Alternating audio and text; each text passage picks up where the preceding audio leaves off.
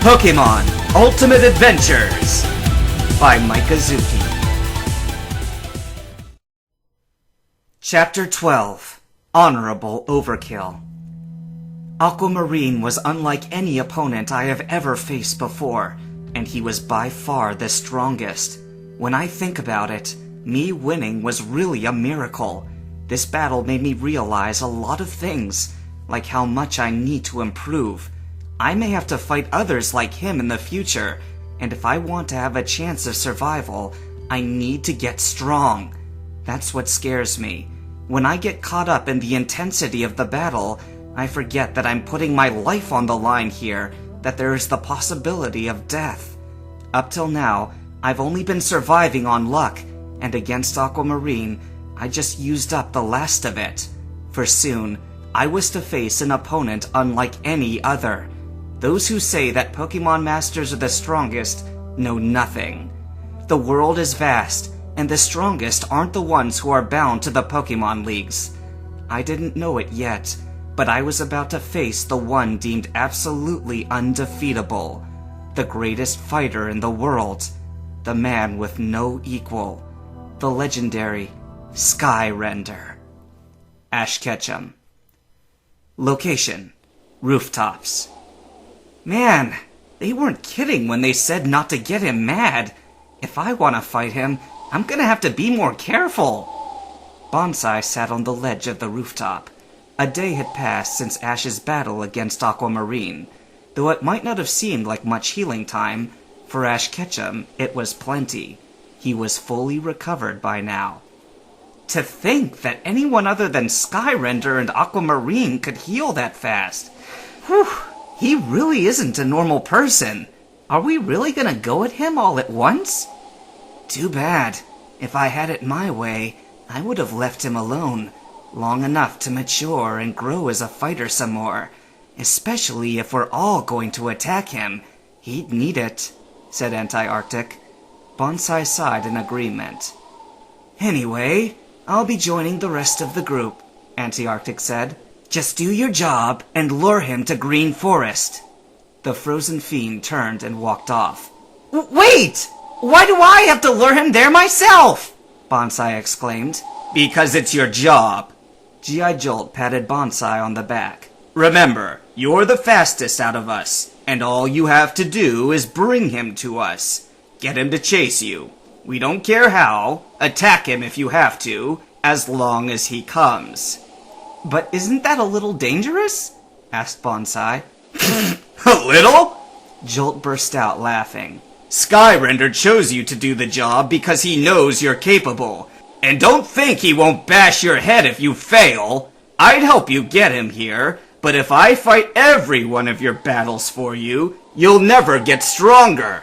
G.I. Jolt turned and walked off. Banzai's sweat dropped. Why do I lay my life on the line like this? Obviously trying to exploit any weaknesses Ketchum has will just lead to disaster. I'm gonna have to be careful. Location: Tealville Town Square. And that's what happened, said Ash. He had just recounted the entire battle he'd had against Aquamarine. After returning yesterday, he'd been too exhausted to even speak, and his friends were curious to know what had happened. Amazing! Ebby sat down on a bench. I really didn't know how well you'd do against a stronger super fiend, but you've just beaten a really tough one. That guy is the second strongest out of the whole group. I'm having less and less doubt that you're gonna be the greatest Pokemon Master. I was asking around some of the local trainers on the fiends, and Aquamarine said to be invincible. He crushed thousands of opponents, and a lot of them were Pokemon Masters. To think you could beat the guy, said Brock. Aquamarine did all that? Misty spoke to herself. That jerk! After hearing about him doing such stupid things, I hate him even more. Why didn't you tell us about this earlier? I would have loved to take another swipe at that guy's head with the old reliable mallet. She crossed her arms. Trying to win me over by getting strong is dumb enough, but that idiot has taken his low point to new heights. Imagine, he thinks he can win my hand by winning a fight. What makes him think that would make me fall for him over at... I mean, just forget about it! Ash didn't hear what she was saying. He was too busy feeling sorry for himself. Normally by now, I'd be training and trying to get stronger. But I really don't feel much like doing anything right now. My cap is in pieces. Really? Ebby asked. Do you have the pieces? Here they are. Ash pulled them out of his pocket. Thanks! Ebby grabbed them. Here, give me a bit of time, and I'll have this thing fixed up good as new, and even better! You think you can fix this thing? Ash asked. I thought you only did gadgets and stuff. Trust me, in the meantime, you go battle bad guys to pass the time, and take this! Ebby handed Ash a green-white marble Pokeball. I designed this new ball just for your battles against the Super Fiends. I call it the Nitro Ball. It is highly explosive and will do a lot of damage to any enemy it hits. I haven't given your board a supply of them yet, so use it carefully. For capturing Pokemon, they're useless. Thanks, Ebby! I knew for any technical support I could count on you. Ash accepted the new Pokeball. Prepare yourself, Ketchum! A voice called. Huh? Banzai! Bonsai shouted and dashed right past Ash, his arms whirling through the air and a fan in each hand. What was that all about? Ash wondered. Suddenly, his eyes opened wide as he felt a tremendous burning pain on his arm. Ow! He exclaimed as he felt more and more of it, all over his arms. Ow! What the hell did you do to me? Ash Ketchum, I'm here to fight you! Bonsai pointed at him. Who are you? Ash screamed, waving his arms, which were covered in many thin cuts. They weren't deep enough to be considered deadly, but were extremely painful.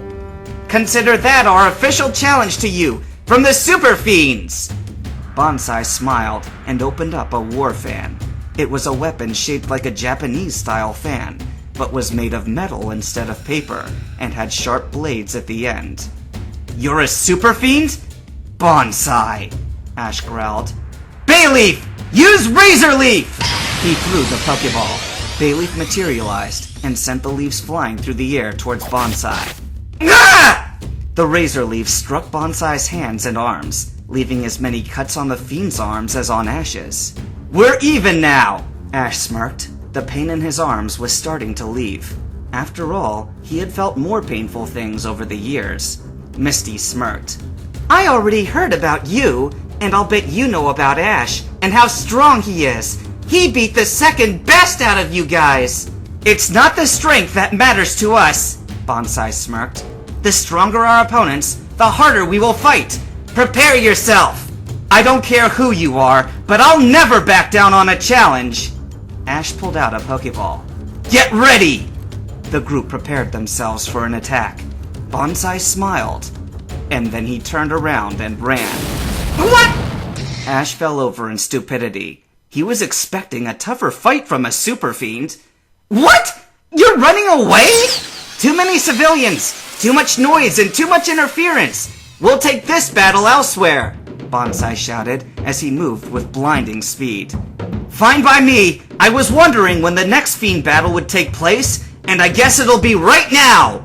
Ash ran after him. As he was running, he pulled the Quicksilver board off his back and threw it on the ground in front of him. Hopping on, he sped ahead to catch Bonsai.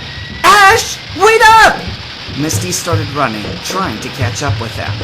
It's about time I attended a Super Fiend battle! We've had 2 so far, and I've missed both! Brock said.